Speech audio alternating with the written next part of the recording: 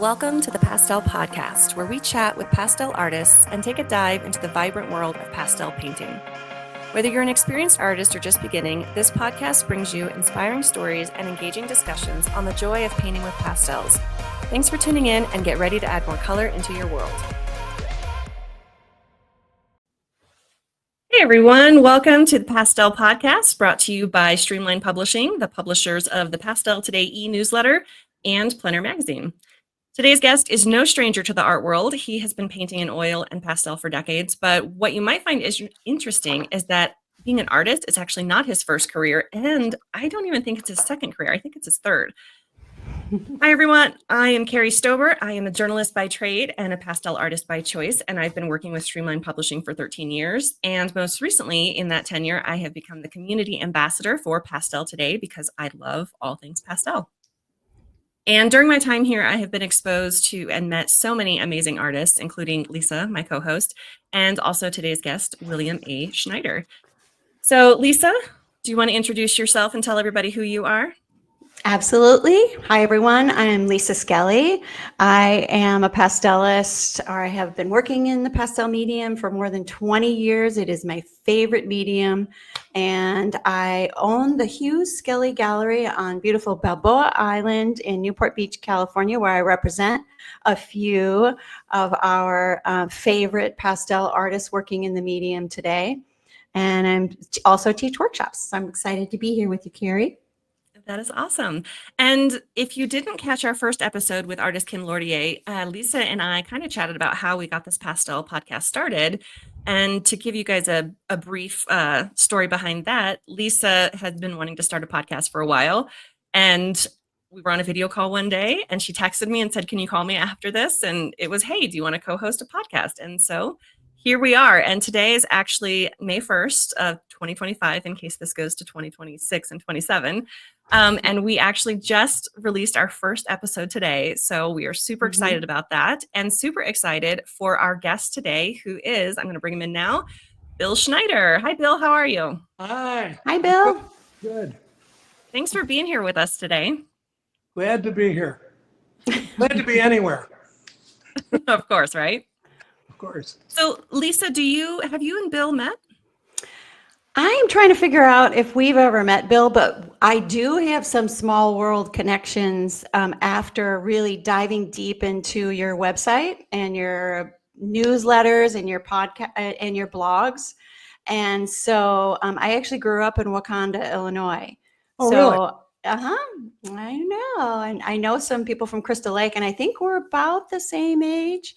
And we have some really good friends. You remember Switzer ski boats?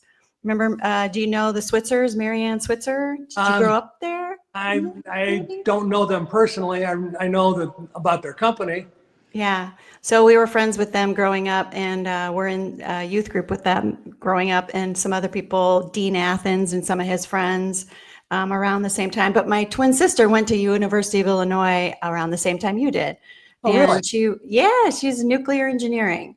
And so I'm like, wow, these little small world connections. So I saw you were in Crystal Lake, and I'm like, oh, right down the road from where I grew up. So anyway, it's a pleasure to meet you. In California. We made it out to California after my sister graduated from U of I. I kind of followed her out several years after, but she came out right after college, and we've been out here more than half our lives now, so it's pretty exciting. Beautiful state. I have two of my kids are in California. So you come out and visit them, I imagine. I'm sorry, what? And you come out and visit them, I imagine. I do. In fact, before PACE, I'm going to fly into San Francisco, spend a day with my daughter, and then drive to Sacramento and spend a day with my son, and then drive on to PACE. And then when I go home, I'm leaving out of Reno. Hopefully. Oh, very cool. Allie's setting up all of these arrangements, so I hope it works. Very cool. If Allie's setting it up, you know it's going to work. She's awesome. Yeah, she's amazing. Shout out to Allie Cruikshank. We love you. So, Kari, how did you and Bill meet? I actually was trying to think about that. I don't remember the first time that we met. I know we chatted quite a bit through email, through, Plein Air Salon, Pastel Live, Pace. But I mean, it was probably a convention that we met for the first time. Yes, I think so. Yeah, I remember we chatted last year for sure. But yeah, it's been a few years, and my husband actually is a collector of yours. His favorite painting, I think it's called The Smith or The Blacksmith. But yeah, he loves that painting. It's hanging in his bedroom. He's got, the light and everything on it. It's his favorite. Awesome. Thank you. Yeah. And you bought one of my charcoals too. I did, yes, and that one is hanging. We have an art wall in our kitchen with all of the paintings that I've acquired through Pastel Live and then some of my own. So it's our centerpiece in our kitchen wall. It's awesome. Awesome. Well, if you ever come to Illinois, I'll give you a tour of the studio and the. I spend all of my money on collecting other artists. Yeah, you have to be an artist and an art collector. It just goes hand in hand. Yeah, that would be awesome. I would love that too. Can we meet there, Kari, and go visit Bill? Do you come back to Wakanda ever? Yeah, I have a sister still lives in Palatine, so I'm out there, and a best friend that lives in Libertyville. We went to Northern Illinois University together. So really? Oldest daughter. Yeah. Your daughter did? My oldest daughter. I've got 5 kids. So I've got 3 daughters and 2 sons. Oh my God. And the oldest daughter went to Northern. Yeah, it was a good school. Yeah. Yeah. So Bill, I don't have the football team that the U of I has, but you know what? We are pretty good in football, I have to say. We hold our own, I think the Huskies do. So Bill, if I'm remembering correctly, you had said one time that you have had 2 careers before becoming an artist. Is that correct? that is true. Okay, can you tell us about that? Because that's something I don't think a lot of people know. Sure. I had a career as a professional musician till I was 35. When I first went to the U of I started out as an art major, but I was also playing in a rock band, and my band, the One-Eyed Jacks, got a record deal. And then we were playing 5 nights a week, and I couldn't get up for the life drawing classes anymore or any of the lab courses. And so I switched and got a degree in psychology with a minor in business because it was easy. Yeah. Put in the hours that I did for art. But anyway, I stayed in the music business, and that's what I did. That's how I made my living. And that's, in fact, how I met my wife. She was the lead singer in the last band, group called Freeze. And, so that was that career. Then she became pregnant with our second son, my younger son. And we were going to take a year off and then put the band back together. And the year off turned into 30. Because we discovered that I actually ended up working for Kidder Peabody in finance and then opening up my own pension consulting firm. And so unlike the arts, people pay you enormous amounts of money to manage money. And so I had the starving rock and roll musician career and then the starving artist career, but sandwiched in between the pension consulting career. So what made you decide to leave your pension consulting career and switch to art? Well, if you ask my former partners, it's because I went crazy, because they to this day can't believe that I did that. But my theory was, okay, so I should pile up a huge amount of money and work myself till the day I drop, and then my kids will take the money and they will retire instantly and do whatever they want. So I'm skipping the middleman.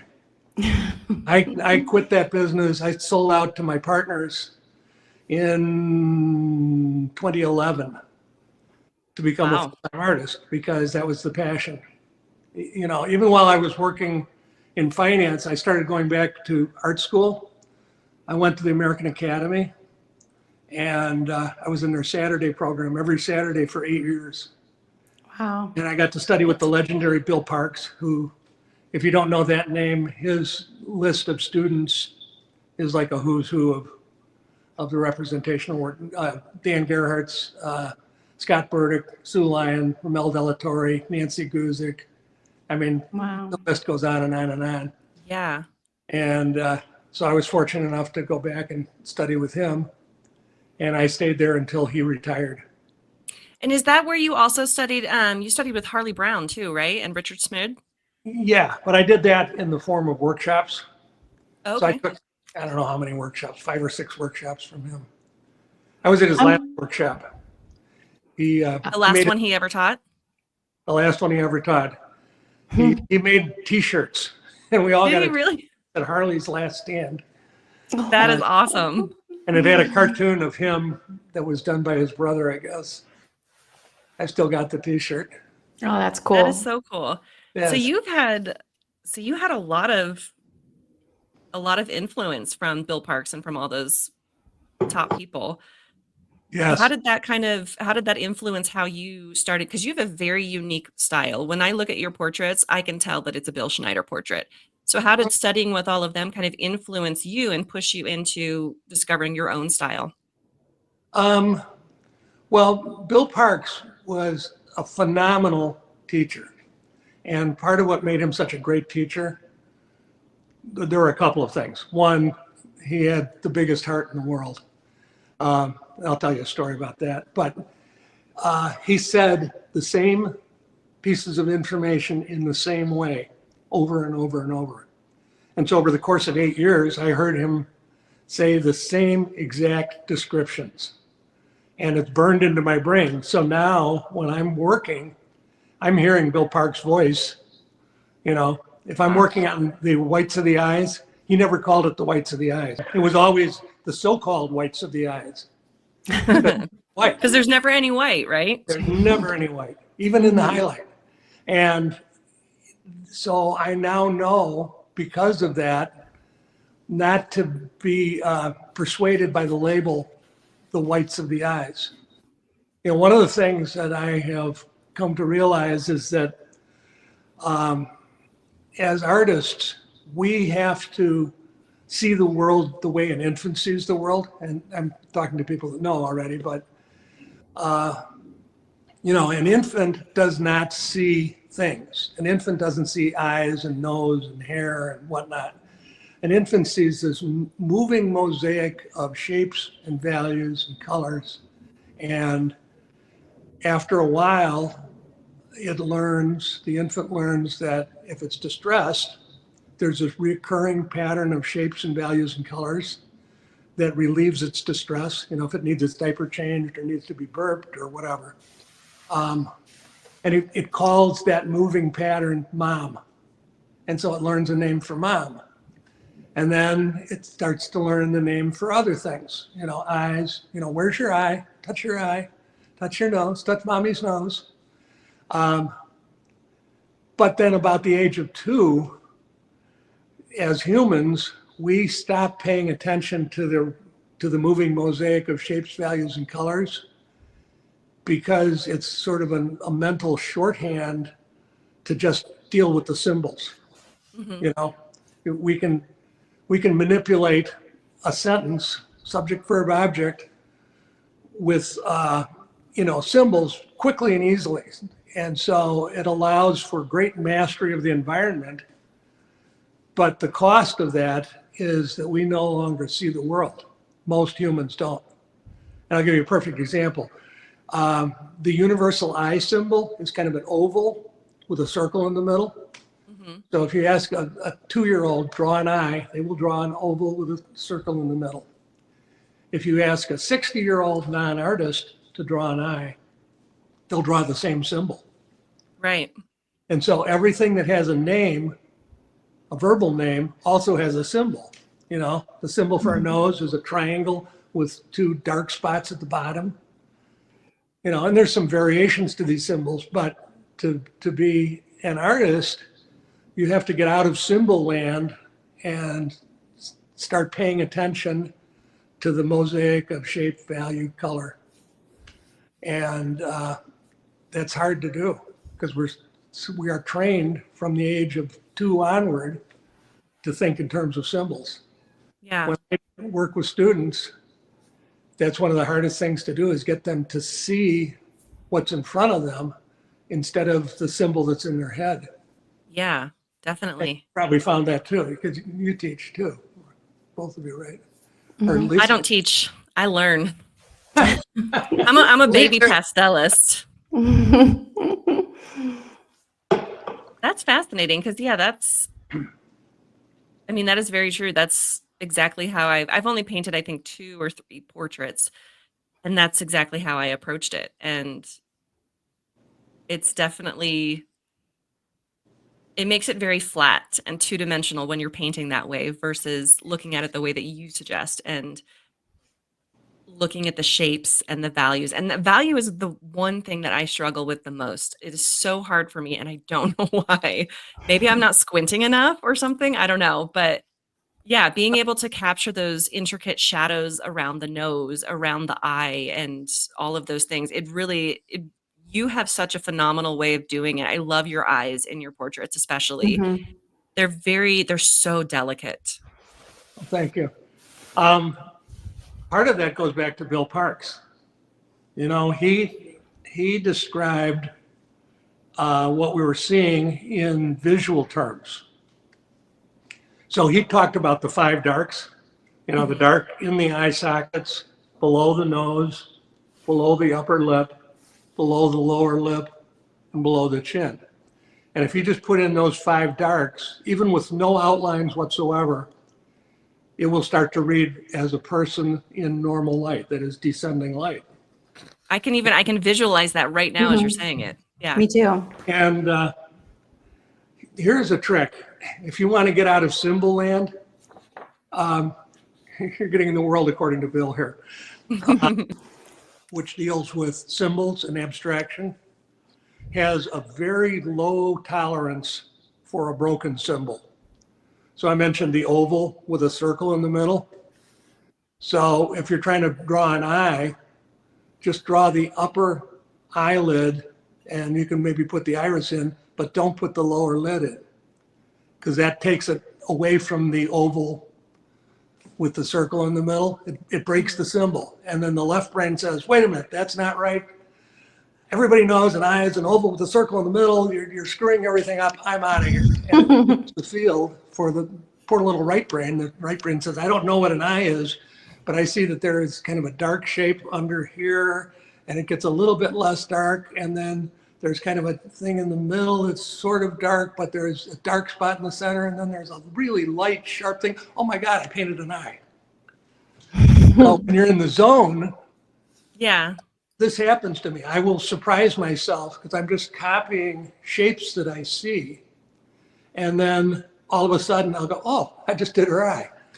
And that sounds crazy, but that really happens. And it's because I'm out of symbol land and into observation land. Wow. I try to get my students to do that, and with varying degrees of success, because it is devilishly difficult to break the symbols. Yeah.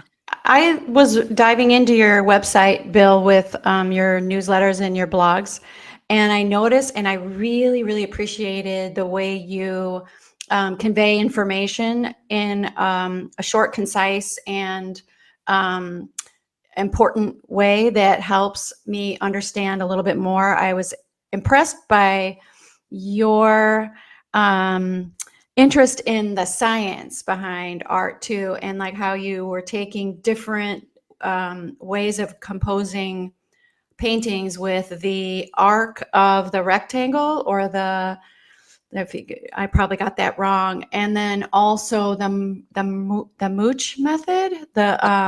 Yeah, Alphonse. Do you use those in your compositions? Do you sometimes go back and Absolutely. forth? And so which one do you find the most helpful when you're composing a painting? I pull them all together. Mm-hmm. And What's the mooch method? I've never heard of that. yeah, Mucha. Mucha. I've got, yeah, Alphonse Mucha basically invented Art Nouveau. You've seen millions of his posters. He did all the posters of Sarah Bernhardt, you know, and the things where there'd be long swirling hair, the Job cigarette girl, Yeah. you know, that's a Mucha. Very graphic Very design. Yeah. He got hired. His big break came on Christmas Eve when Sarah Bernhardt was trying to find somebody to create posters for her new play. And it was Christmas Eve, so nobody else was working. But he was a starving young graphic guy. And he said, I'll do it. I'll work on Christmas Eve.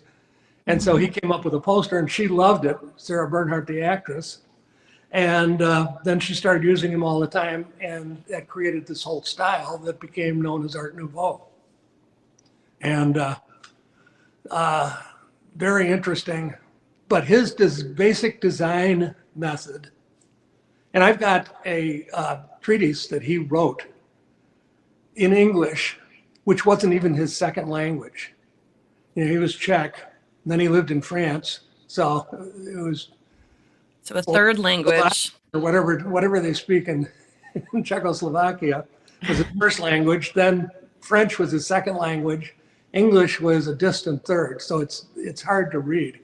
But his illustrations are great. And his basic premise was that if you look at the natural world, things tend to be divided in the ratio of 3 to 2. So 3/5 to 2/5.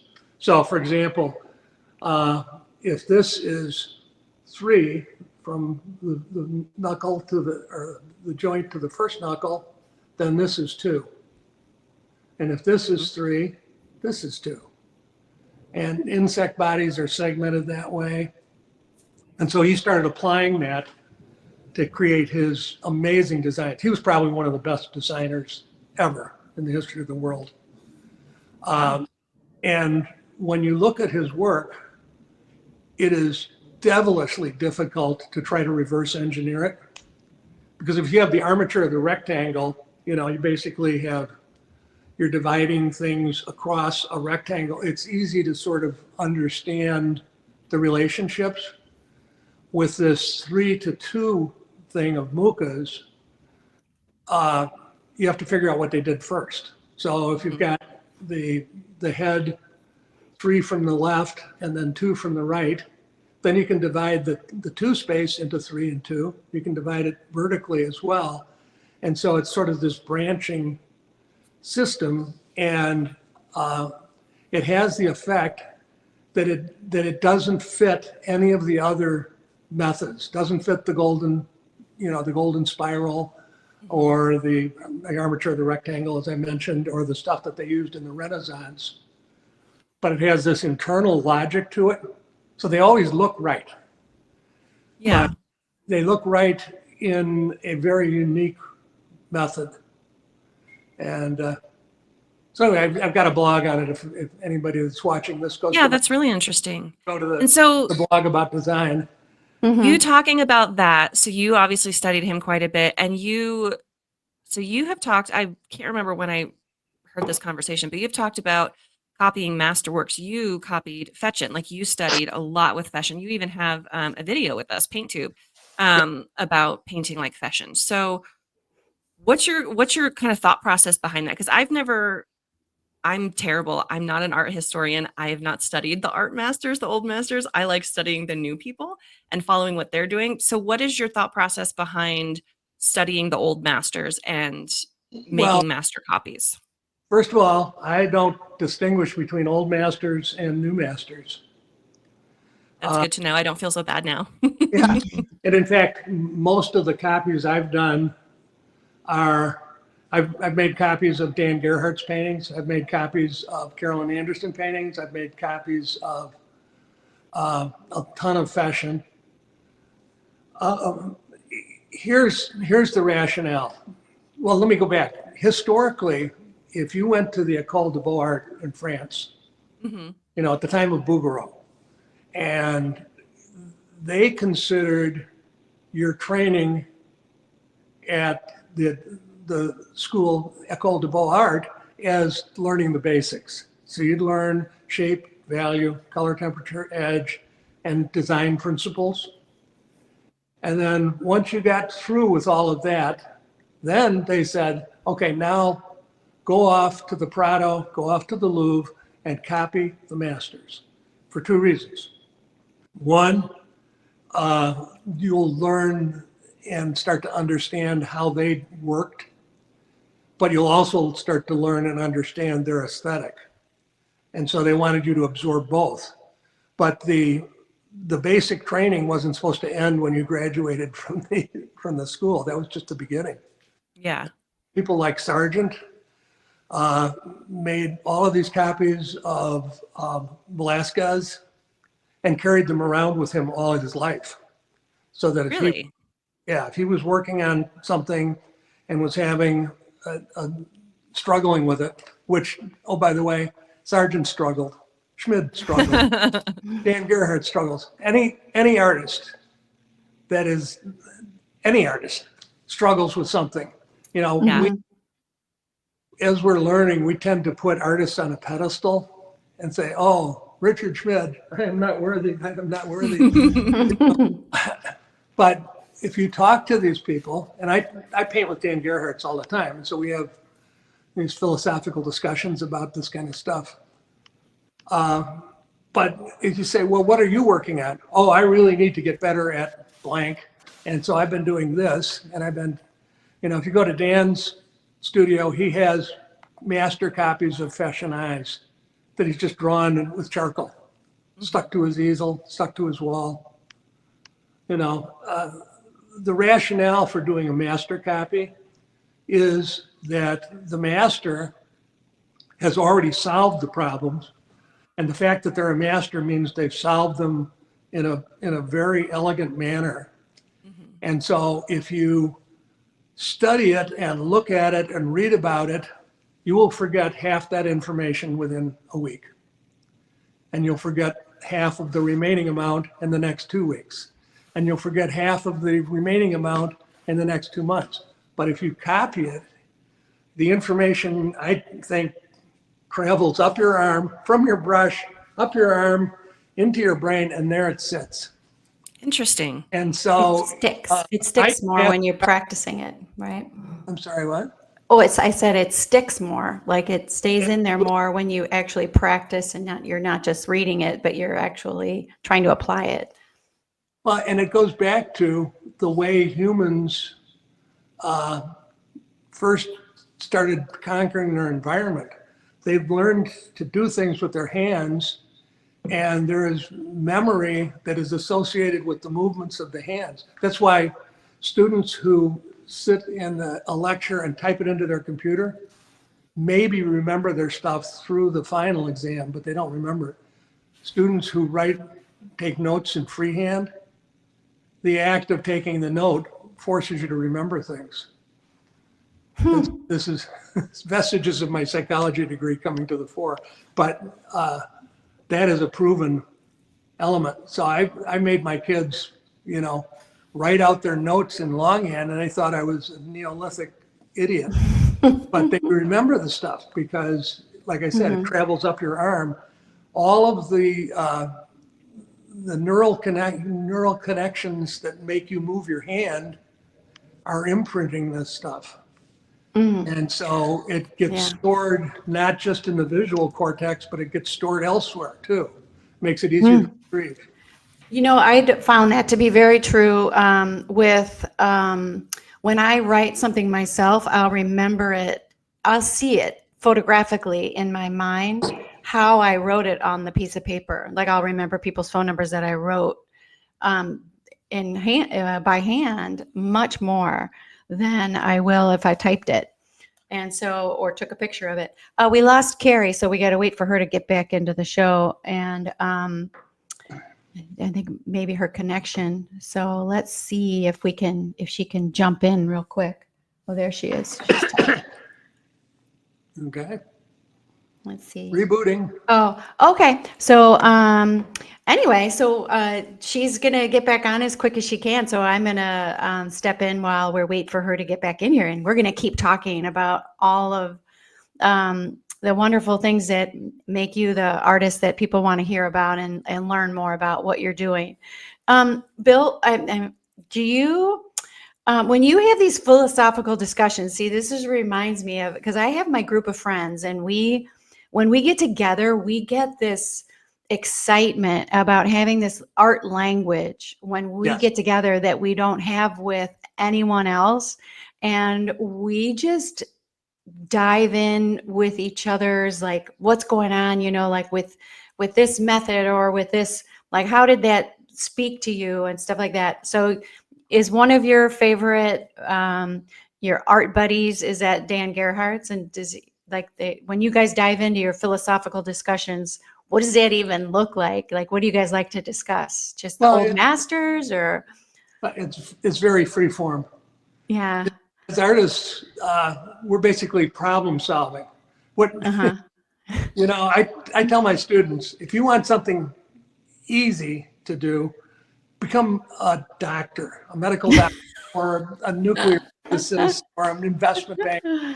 If you want something really difficult, become an artist, because we're trying to, as a representational artist, we're trying to create the illusion of three-dimensional reality on a two-dimensional surface, armed with various different shades of mud and stick with hairs on the ends, or else they're put into little cubes for pastel. But, what could go wrong with that? It's a crazy endeavor. And, non-artists think that art and artists are all emotion, no brain. Could not be further from the truth. I know, because you do have to figure out, there's so much math involved in art that I can't, like when I try to describe that to somebody, and it's so true what you say about, well, the science and the art, and that it is very difficult to do it well. And Don Demers says something very similar to that. When people come up to him and they're like, "Oh, you live the life, this must be so relaxing, and this must be so great," and he's like, "This is not relaxing at all." And he has a scientific approach too to his art. And it's really fun to hear him talk about it, and talk about like loving to listen to that brain that works hard to decipher, like, how we're going to create these an awe-inspiring moment in time into a two-dimensional surface. And so it is fascinating.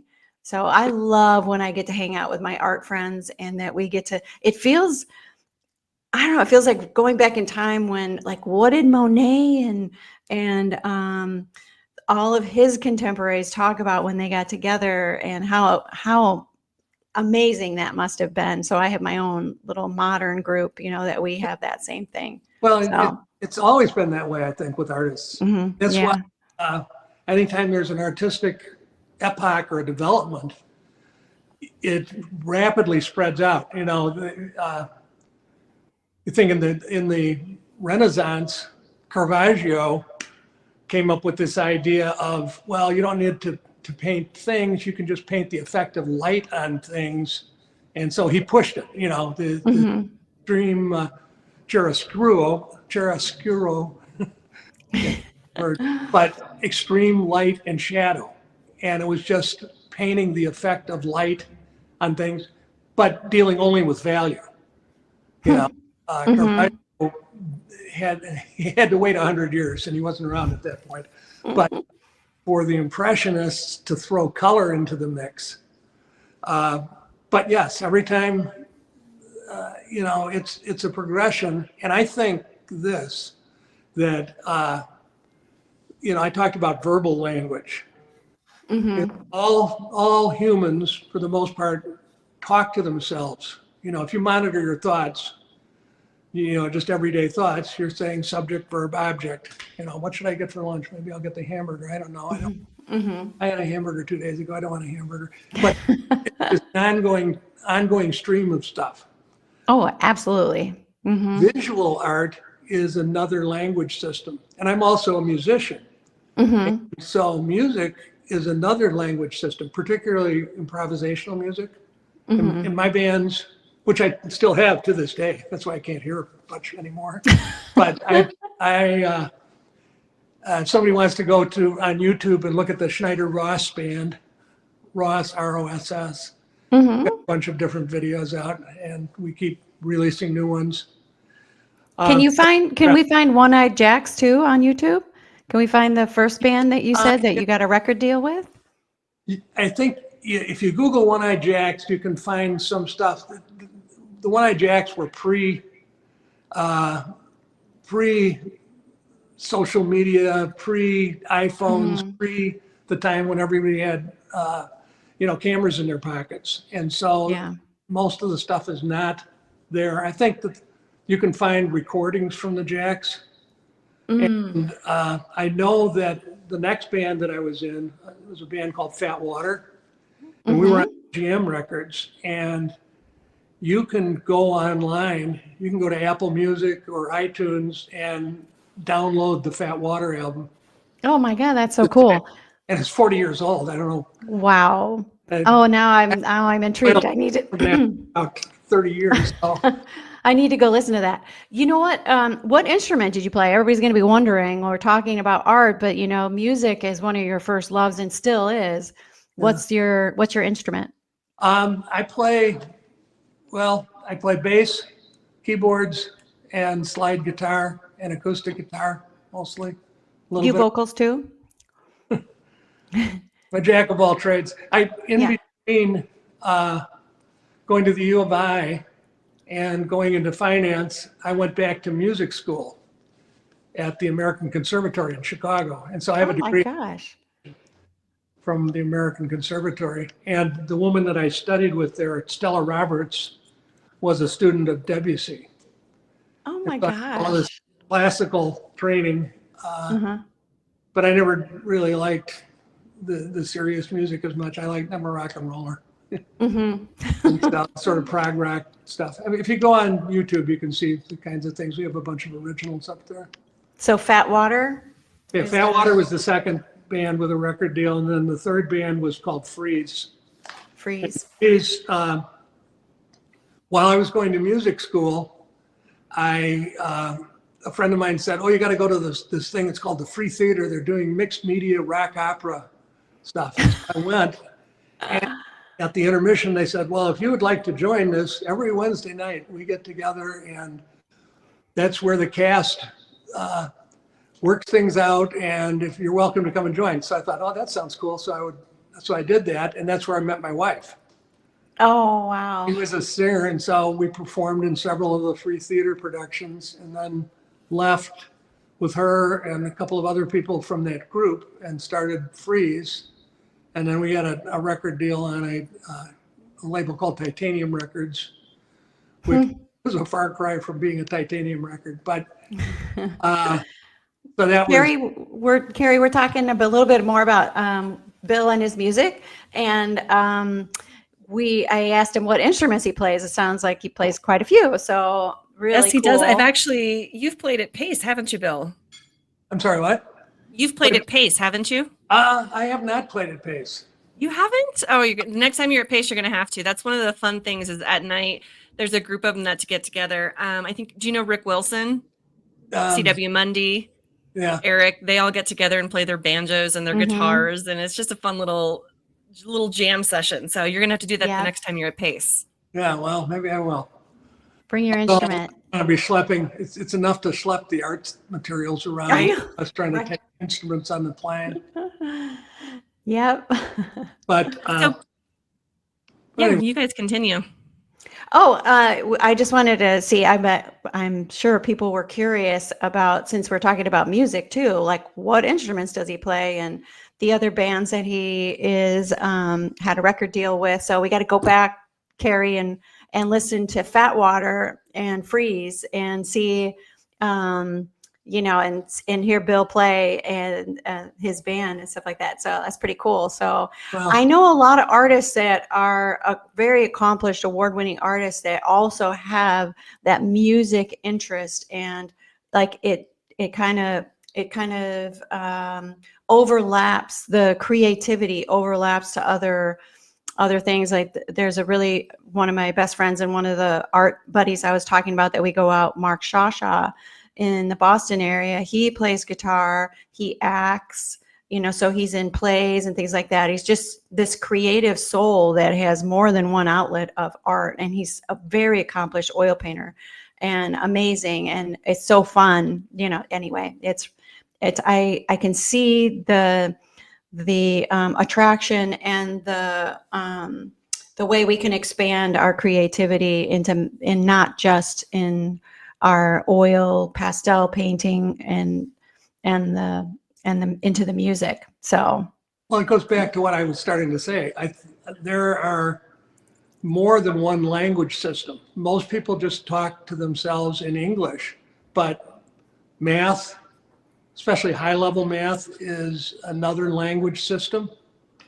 And so my younger son has a joint degree in math and econ from the University of Chicago, and he's got his MBA from there. And then he's been working in finance for years and years and years, designing risk management systems.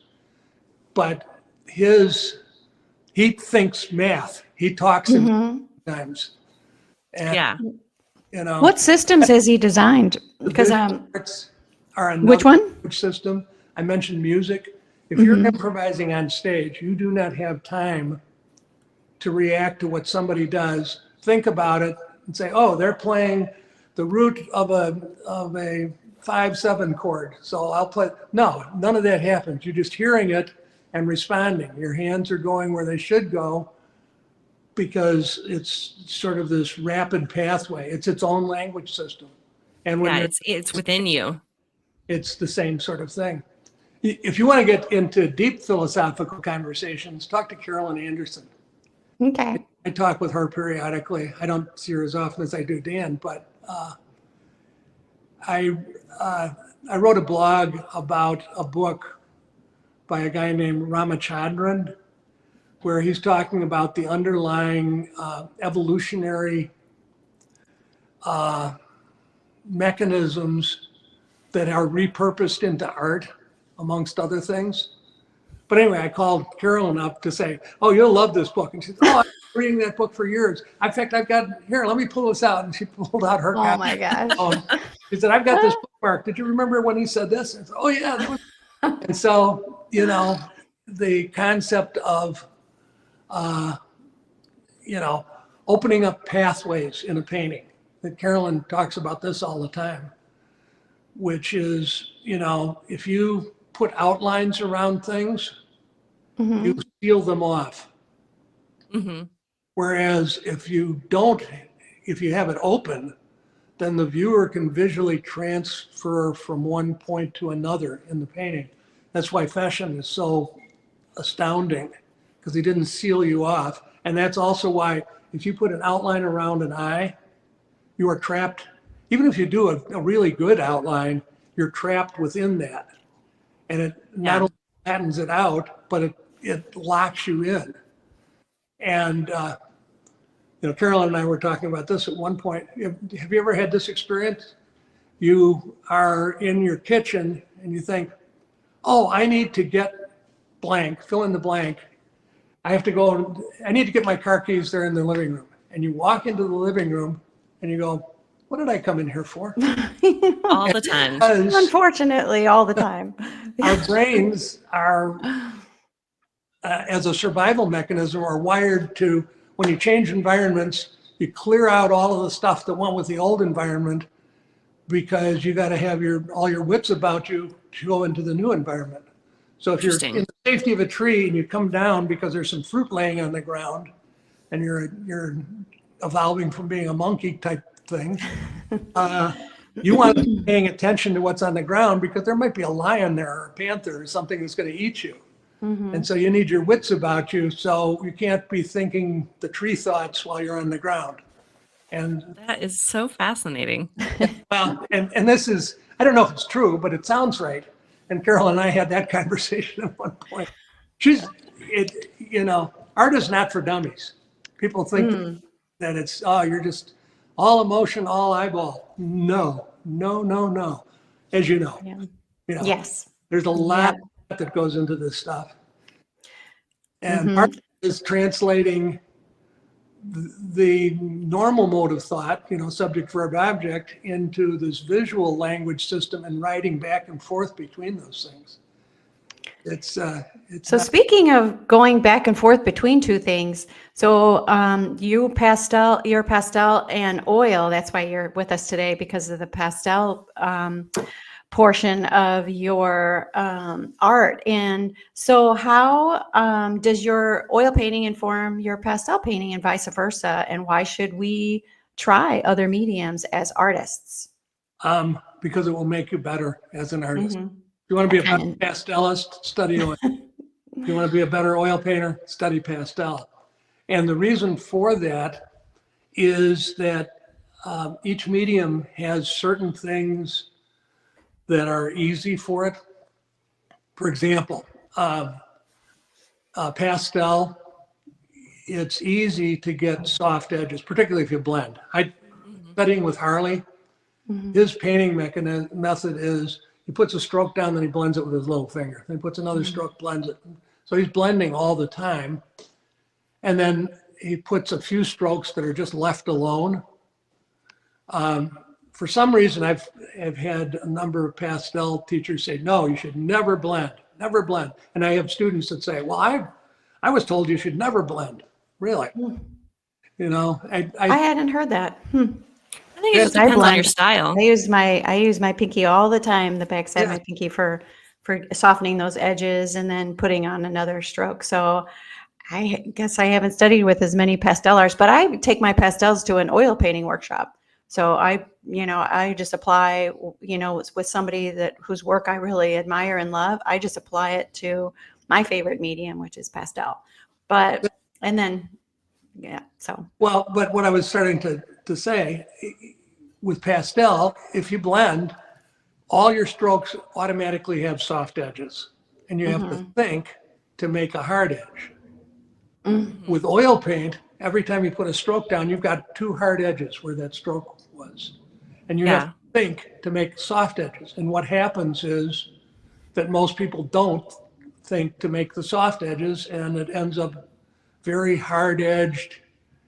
That's the characteristic. I don't want to call it a failing, but that's the characteristic of oil painting that people want to break away from. They say, oh, my work is so tight, I wish I could just loosen up. Well, study pastel, because once you start to see all of these soft edges with only a few key hard edges, you want to see that in your oil work too. And it will force you to start painting with better edge control in oils. So that's one example. The reverse of that is if you are an oil painter, or if you're a pastelist, one of the things, as you know, that's devilishly difficult is to get a rich, transparent dark. Pastel, there are very few manufacturers that make a good, strong dark. Terry Ludwig does. They're deep. Oh, those are fantastic. Dark's number 2 is my go-to. But so it's hard to get a deep, rich, transparent dark. But if you do it in oil and you start to see that, you want to see that in pastel, and then you can figure out a way to make it happen. So by doing both media, you train yourself to look for certain characteristics that then strengthen the other medium. Does that make sense? Yeah, it does. It totally does. I haven't tried that. I've played with gouache a little bit, which is so different, but I like the idea of studying. What'd you say? It's going to be like oil paint, and then I've tried 2 gouache paintings so far, and It is not the same at all. I was not prepared for that. they're It's got its own challenges.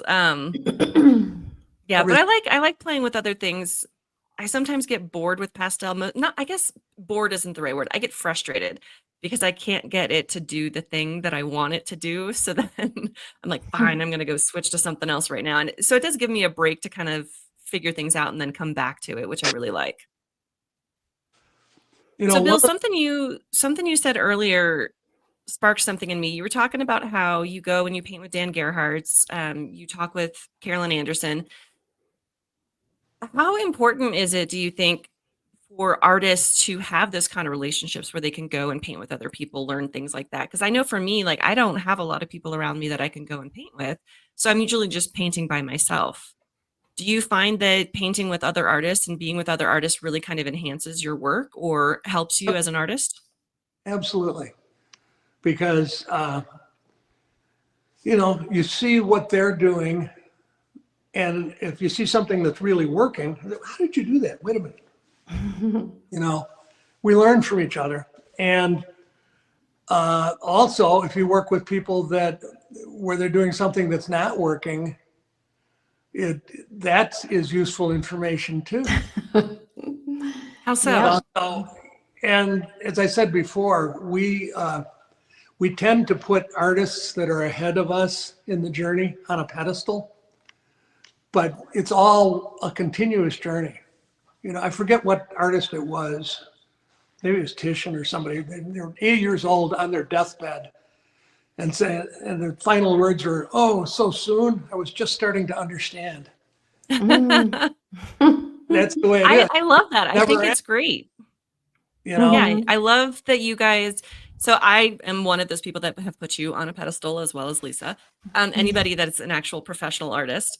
But CW Monday was telling me that too, that like people think of him as like the top master, like he's figured it out and he's mastered it all.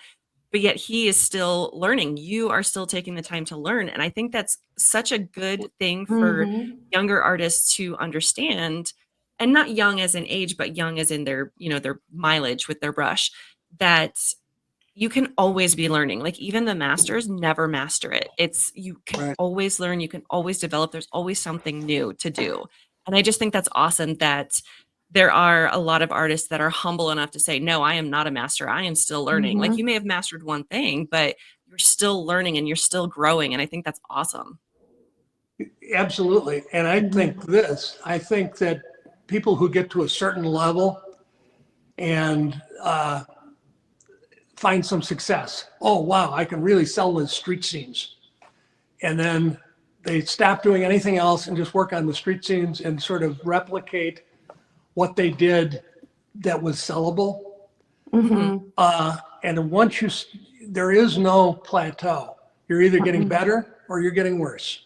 Right. And if you stop and say, okay, the gallery wants nothing but street scenes, that's all I'm going to paint, you will get worse. And so to keep progressing, you have to view yourself as a perpetual student. All the artists I know that are really good artists have that mindset. Yeah, I agree with that. Never ending, Yeah. it used to be, oh, if I could just have my proportions correct in the drawing, then I will have mastered. Then I'll have learned it. Well, no, then there's value. Oh, well, if I get the values right, well, no, then there's edges. Then there's color temperature. Yep. Oops. Then there's design. And every time you go over a hill, there's another hill after that. In fact, speaking of proportions, I should give a quick commercial here. I have an ebook. Yeah, I was going to ask you about that. Proportions of the face. We just released this, and you can go and buy it on Amazon. But here's a clue: if you go to my website, it's free. So, well, we'll be sure to include the website in the broadcast. SchneiderArt.com. And we've got things all over there telling you how to just sign up to get the free copy, and we'll email it to you. And that's one thing I love about you, Bill, too, is that you are, and I've experienced this with a lot of pastel artists, you're very generous with your information. Like I remember at Pace last year, we were talking about something and I showed you a picture that I had done, and you're like, well, here, let me tell you about this. And you ended up, we talked for, I don't even know how long, about eyes. And then as soon as we got home, you had sent me 3 different emails with things that you had written about eyes and how to paint eyes. And it was just that was so great for me as a younger artist to just have that information shared with me. So I love that you are so willing to be generous with your knowledge and share that with people. Well, I'm just passing on what people gave me. Everybody was very generous with the information, giving it to me, and so I turn around and pass it on. That's great. That's fantastic. And So as you can tell, I love to talk about this stuff. I love the philosophy of it. And so I'm happy to sit down and talk about art with people. And, oh, have you ever thought about this? Here's this thing from Muka, or whatever. it's interesting and it's fun, and it helps me keep my creative juices flowing too. Yeah. Mhm. What's one thing that you would like everybody to remember from Bill Schneider? What would you like the other artists, young artists coming up, and even, people that have been working in any medium to remember, or that one piece of advice that you could really say this is important from you to us? Be a perpetual student. Yeah. I love it. Otherwise, if you're just going to do the same thing over and over again, go manage money. Really, they pay you lots and lots of money to do that.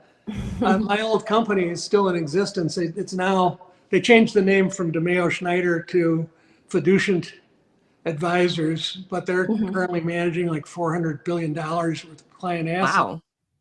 And, I make 8 basis points. Basis point is 1/100%. So if you multiply 400 billion times 0.0008, you can tell how much revenue they have coming in the door. Yeah. But that's why they think I'm crazy. I'm the crazy one. But you're happy. You're happy as an artist. But everything that I learned to do that business, I learned in the first 3 years, and then I just kept doing it over and over and over. Yeah. And I was going crazy, and so I went back to art school to do something that never ends. And it's challenging. Yeah, because you're the creative type. You got to keep that creative brain going. I would hate to have to do the same thing. That would be so monotonous and boring. Yeah. So be a perpetual student. That's what I would leave everybody with. That's awesome. So I have another question I want to ask you, because I know we're coming up on time. So you are a master signature member of the Oil Painters of America, the Pastel Society of America, I think the American Impressionist Society too, and also Chicago Pastel Painters, right? Yep. So and I think you just got Eminent Pastelist, is that correct? with Yes. IAPS? Yep. So that, I think, takes a lot of work to get all of those signature memberships. There's a lot of work that goes into all of that stuff. Do you have any advice for people who want to try to make that one of their goals? Is there anything specific that you feel like really helped you achieve those? Well, here's the secret. If you enter a lot of competitions, the way that they decide who becomes a master or whatnot, like IAPS has a very strict, you get accepted into this many shows, you get this many awards, that gives you points. And if you get X number of points, then you become a master. And if you get X number beyond that, then you can become an eminent pastelist. So it's sort of a point system. And but you got to do the work to get there. Exactly that same way, or sort of the same way.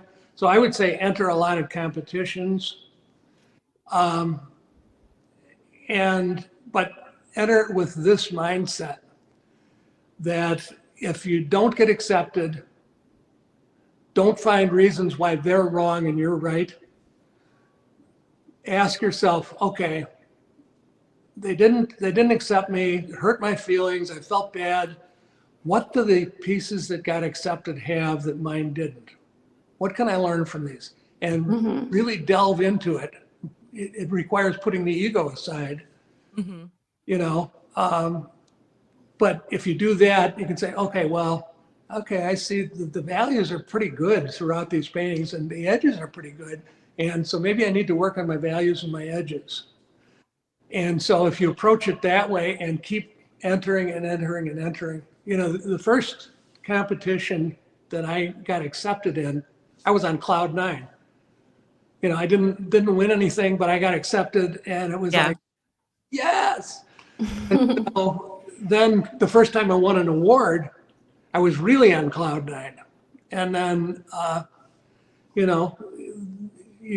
it keeps going and keeps mounting up. And you go to the shows and meet other artists, and that gets the creative juices flowing and so on. But I would say the key is just sign up for a lot of shows. I enter the plein air salon all the time. And sometimes I get, something that gets an award, and most of the time I don't. But if you're going to be in the game, you got to be in the game. oh, it's so expensive. Yeah, but if you don't do it, then you kind of stagnate. I know an artist who shall remain nameless, but I've heard him verbalize this, oh, OPA, I don't enter those shows anymore. They don't accept nudes. Well, that's not even true. Or I don't enter blah because it does blah. And that's a way to protect the fragile ego. Mhm. But if once you're in ego protection mode, you're like a politician. What's my fault? I had nothing to do with it. It was somebody else's fault. I'm the victim. Yeah. That doesn't cut it if you want to grow. Right. No, I think that's really great. And that goes back to you being a consummate learner too, because you still at your age and at your stage of career, not only, I mean, you're going to be a judge later this year for the Plein Air Salon, but you also still enter those competitions, as does, Kevin McPherson and Thomas Schaller. Like they still enter those competitions. And I think that's great. And one thing, so Camille Priswatic won grand prize last year. And one of the things she said to me that I thought was so great is that she sees the entry fee, because they can be expensive depending on what competition you're entering. She sees them as a marketing expense because she's putting in that effort. That's a marketing expense for her because she's going to, those paintings are going to get seen. And then she ended up winning the grand prize. So Yeah. I think that's really great advice to not give up and to keep doing it. Yes. And that's, I used to talk to Camille all the time too. And, about stuff in her wheelhouse, which was sort of the Henry Henschy way to see impressionist color. I used to refer to some of my students to go study with her for exactly that. But, if you try to protect your ego, you will stagnate. You put yourself out there and just try it and view it as a marketing expense, view it as a learning expense, and go to the shows if you can. You go to an OPA national exhibition or regional or whatnot, or the AIS shows, and look at what other artists are doing and don't look at it and say, well, that tree sucks. I do it better. Oh, did we lose him? Bill, did we lose you? I think your video cut out. Let's Oh, we see might if have he- lost him. Well, we're coming up on time anyway, so if he comes back, I've got one more question for him. But Bill does have, so part of our Streamline family is painttube.tv. It's our instructional courses that we offer. We have over 700 of them, and 9 of those belong to Bill. So he has got a lot with not only oil, design and composition, but also pastel, so many pastel painting secrets, which was great. So there's a lot of things that Bill offers that I really think you should check out. And we will include his website in the show notes for this, so that you guys can access his free e-newsletter, and not newsletter. He has a blog, but also his the ebook he was talking about. But then also, I know he's got some workshops that he's got coming up, I think in June. So you can find those on his website. I know he wanted to mention that. He's going to Michigan to the Franciscan Life Center. I saw that on his website. And that's so great. in June, I wish I could go. I want to go and study more. Yeah, if you and- get the opportunity to learn from Bill Schneider, absolutely take it. That was one of the 2 portraits that I've done. I did with Bill at Pastel Live, following along with his demo. It looked nothing like his painting at all, but it was a very unique painting that I never would have done if I had not followed along with him. So it was great. So we'll include all of these links in the show notes. I'm not quite sure what happened to Bill, but since we're at time, we'll go ahead and close. So thank you so much for being here today. This podcast was brought to you by Pastel Today, the free weekly newsletter dedicated to the pastel painting medium, and you can check it out at pasteltoday.com. And for more episodes and link to our show notes, you can find those at thepastelpodcast.com. So until next time, stay vibrant.